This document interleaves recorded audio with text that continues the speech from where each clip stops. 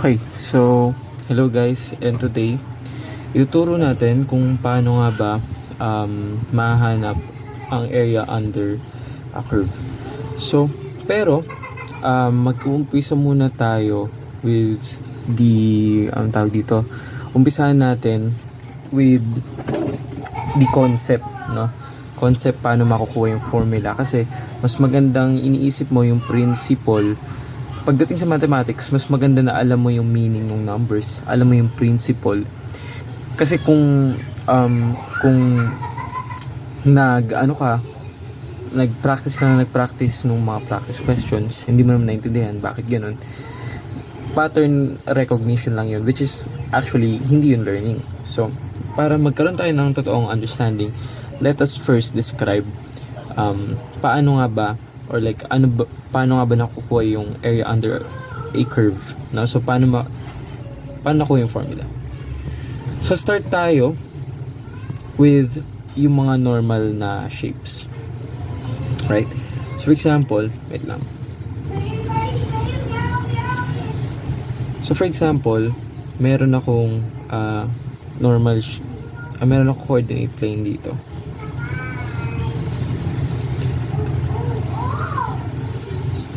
If meron akong box dito,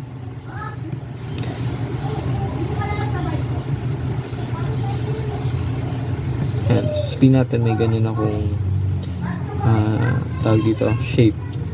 Tanggalin natin tong. So, kung gusto nating hanapin ang area ng ganitong shape, well, pwede nating i-divide yung pwede tayong gumamit ng mga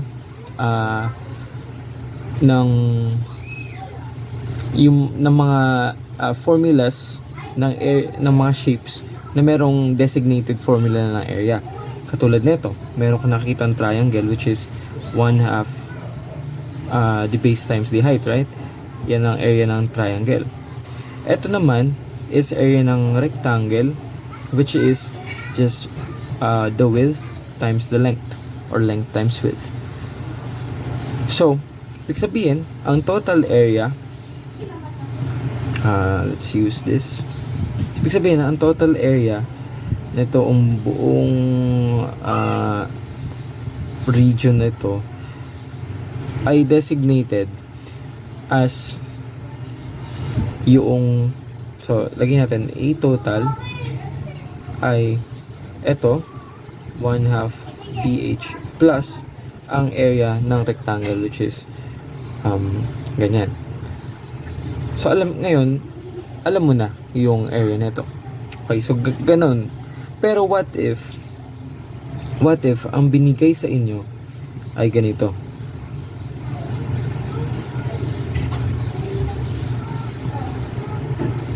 So meron kang function na f of x, tapos hanapin mo raw yung area niya from these boundaries. So sabihin natin this is A and this is B. So meaning to say, nahanapin mo yung area nitong part na ito, right? So hindi mo pwedeng gamitan yan ng mga ganitong formulas, right? Kasi wala kang mabubuong perfect shape diyan eh. But instead, pwede tayong gumamit ng rectangle. So, while using the rectangle, no, pwede nating i-approximate yung area ng isang rectangle dito. So, maglalagay ka copy natin. So, para kang naglagay ng maraming rectangle. Tapos, i-add mo lang yung, alright. So, ang pwede natin gawin is kumuha tayo ng maraming rectangle. Kumuha tayo ng maraming rectangle, tapos ipag-add natin yung kanilang areas. So ganun yung idea para makuha mo yung area under a curve. Kaso ang problema mo nan, meron kang may iwang lapses, no? So, sige, mag-drawing tayo. Ayan. So, kung nag-drawing ako ng isang strip ng rectangle dito, meron akong may iwan na lapses dito. Pero what if, ang gawin natin, instead na ganito kakapal na rectangle, ang gawin natin is, paliitin ng sobra ang rectangle. So ibig sabihin, sobrang liit niya. So, para siyang limit, no? So, infinitely small, no? So, ibig sabihin, kung papaliitin ko ng papaliitin yung, kasi width yun di ba? Kung papaliitin ko ng papaliitin ang width ng rectangle, then we can denote that as dx. Kasi yun ang change. Yun ang change in x na sobrang liit. Yun ang dx. Right? So, meaning to say, if ang area ng rectangle ay length times width, then ang width mo here would be dx. Kasi nga ang papaliitin natin to para yung width niya para magkaroon tayo ng proper approximation ng area. So that is denoted as dx, right? Change in x. Tapos itong height na ito, hindi ba yan ay just y value? So we can denote this part, so we can denote this part as just y. And we all know na ang y ay yung function. So y is equals to f of x. Right? Y is equals to f of x. Kasi for every value ng x, meron kang value ng y. So we can change yung length here as y. Okay. So ngayon, para makuha mo na yung area ng isang rectangle na strip, then it's just simply y dx. Right?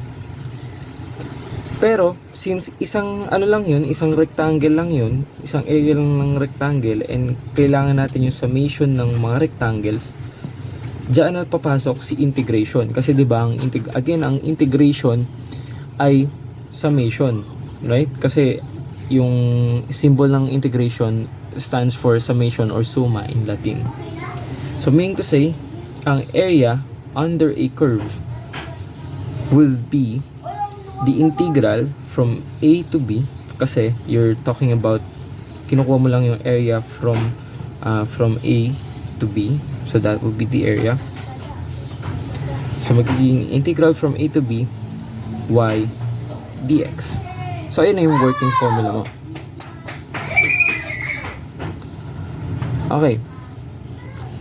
So yan ay kapag ka naka-horizontal strip, right? Pag naka-vertical strip. Paano naman kung naka-horizontal strip? So, kuha tayo.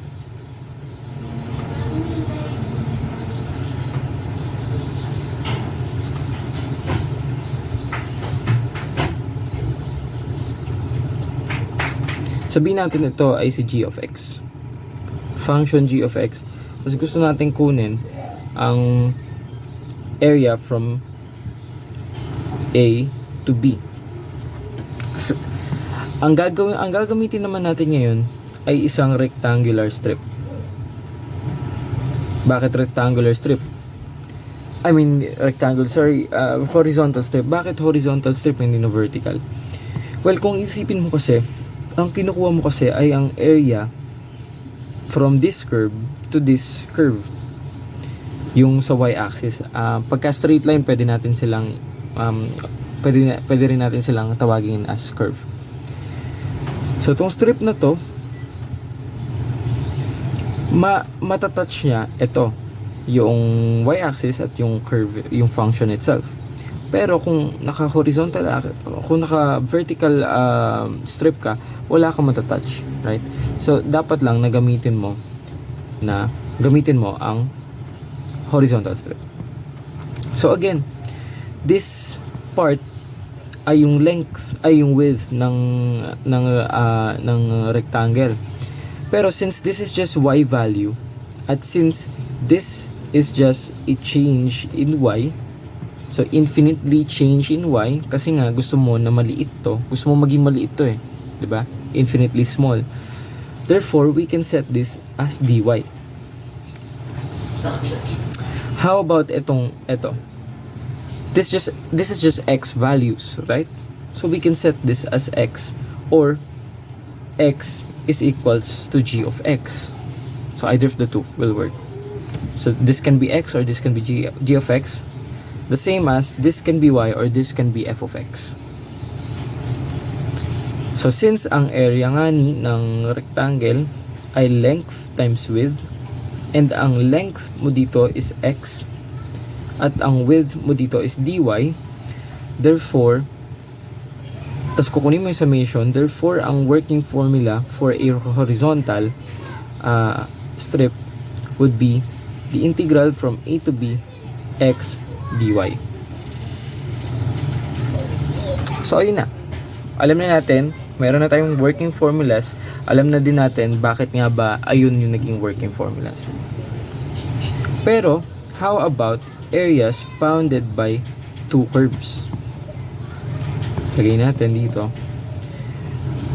area bounded by two curves. Magkaiba kasi yan eh, kasi kinukuha mo, dalawang curves na yung kinukuha mo. Dito kasi isang curve lang, right? Isang curve lang. Pero dito, area bounded by two curves na. Okay, so bigyan ko muna kayo ng isang thought experiment. So what if meron akong square? Kung gusto kong kunin ang area ni square, so kunin ko yung area ni square, that would be a is equals to s squared, right? So yun yung total area ni square. Pero what if merong bilog dyan sa gitna? So meaning to, merong butas. So meaning to say, para kang nagbawas na, so meaning to say, ang total area ngayon ng shape na ito na merong bilog sa gitna would be the total area ng square lang minus ang area nito. Gets ba? So ang area ng nasa labas minus ang area ng nasa loob. So that would be the shape here. Kasi nga nagtanggal ka ng nagtanggal ka ng parang bilog na shape eh. So since nagtanggal ka ng bilog na shape, that would be the area of the circle. At ang area ng circle is described or defined as pi r squared, right? So meaning to say, ang area ng shape na ito would be this. Yung total, so yung total na area, which is itong total na ito, minus yung area nung binawasan mo. Nung binawas mo. Ito yung binawas mo, right? Yung bilog. So, ganun yung idea. So, i-apply natin yan sa areas bounded by two curves. So, let us draw.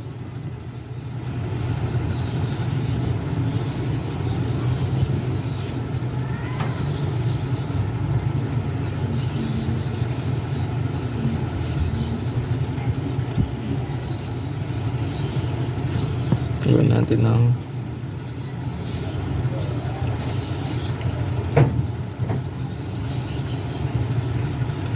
sabihin natin na this function is f of x and this function is g of x. At ang gusto mo ay yung area na ito. So, kung ganun so basically magdo-drawing ka ng vertical strip dito, right? Kasi nga mas magandang vertical strip ang gamitin mo eh, 'di ba? Kasi naman horizontal strip kasi wala kang matatouch na curve. O hindi, kaya naman ang pwede nyong idea or ang pwede nyong signal is pag naka-express like ang function like that, naka y is equals to, gumamit ka ng vertical. Pag naman naka-express as x is equals to, gumamit ka ng horizontal. Alright. So since ito ay naka-express into y is equals to, gagamit tayo ng vertical strip. So again, we know this is dx kasi nga that is infinite change in x.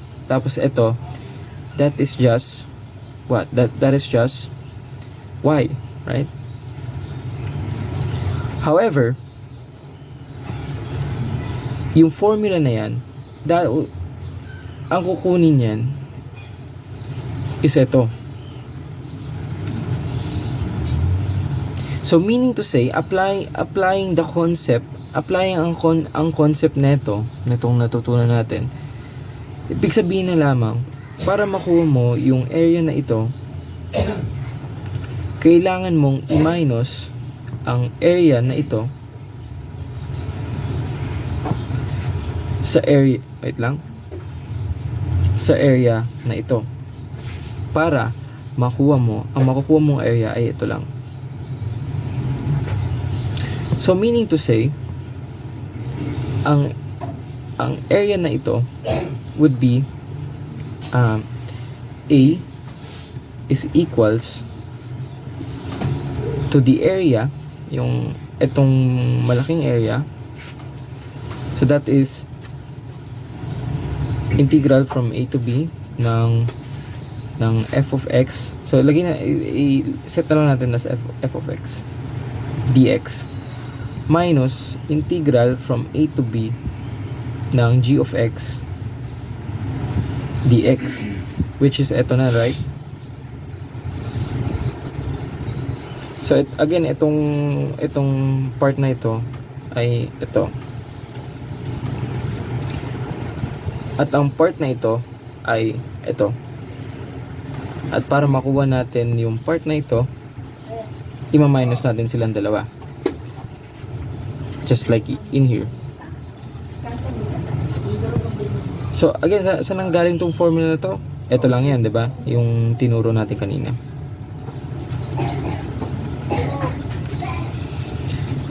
Okay. So, alam natin na pagka parehas sila ng integral sign, kasi parehas sila ng integral sign, parehas silang from a to b, right? Integral from a to b. Pwede nating ilagay sila sa iisang integral symbol. Tapos, pagsamahin lang natin yung function na mina-minus.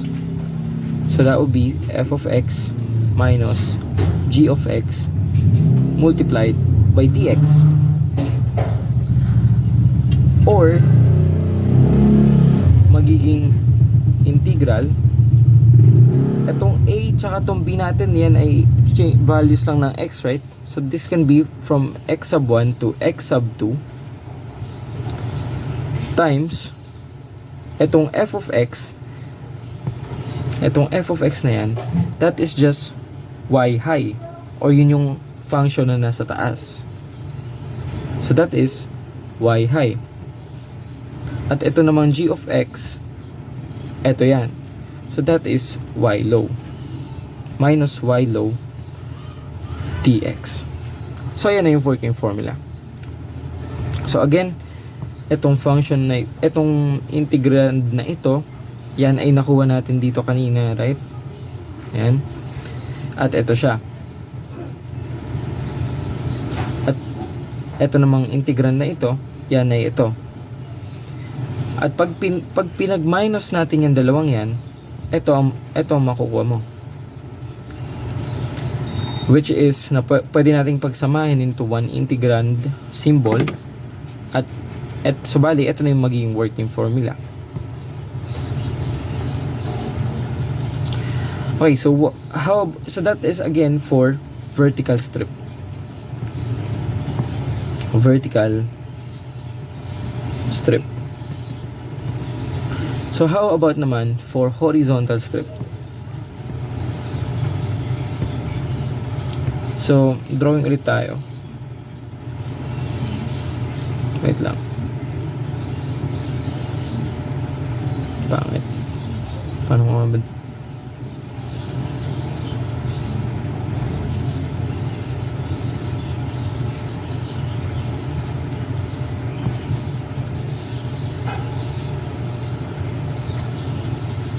from A to B, and this is f of x, at ito is si g of x.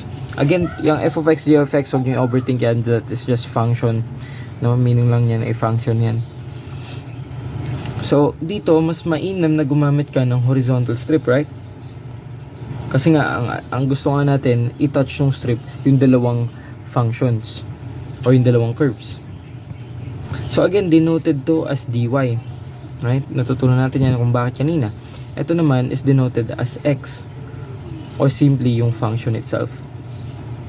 So same logic. Ang area nan would be the area of this,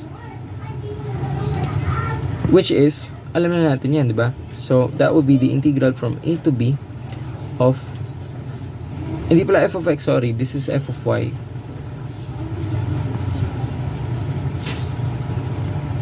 F of y.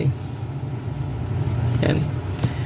F of y times, ito yon, f of y, or yung x, times dy.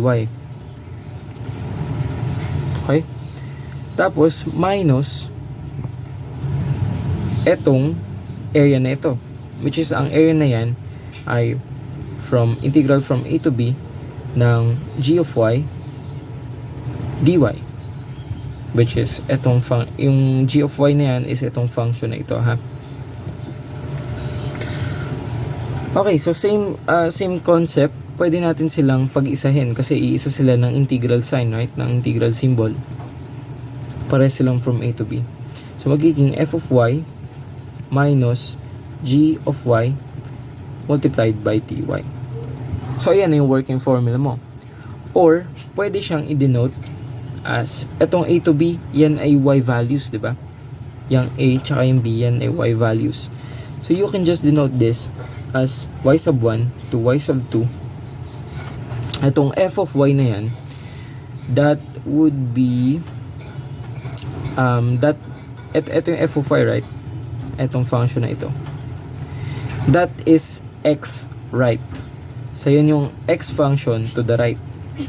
So ito yung nasa kanang function. So meaning lang ng x right, yung kanang function, which is ito yung kaliwa eh. So etong g of y is this, ito lang. So meaning to say, ang g of y is x left multiplied by dy. At ayan na yung mga working formulas mo. So I hope na intindihan nyo paano nakuha yung mga formulas na yan. And dun muna tayo, wala mo ng practice problems. So to recap, again, hindi natin kayang i-approximate para ma-approximate natin ang area under the curve. Kailangan natin gumamit ng mga infinitely small na strips. At ang length, ang width ng isang infinitely small na rectangle can be denoted as dx, kasi dx nga is infinitely small changes in x. At ang height naman nun is just y, or yung function itself, kasi y is equals to f of x. So for every input ng x, mayroong value si y. Kaya nagkaroon tayo ng formula na y dx, which is yung formula ng area ng rectangle. Pero since isang strip lang yun, kailangan natin marami ang strip. So dun na papasok si integration. Kaya nakuha yung mga formula na ito at yung formula na ito. Tapos para makuha mo naman yung area bounded by two curves, ima-minus mo lang. Ima-minus mo yung area neto, which is natutunan natin paano kunin, minus sa area neto, na ito na yung naging working formula natin, same as this. So yun lang naman.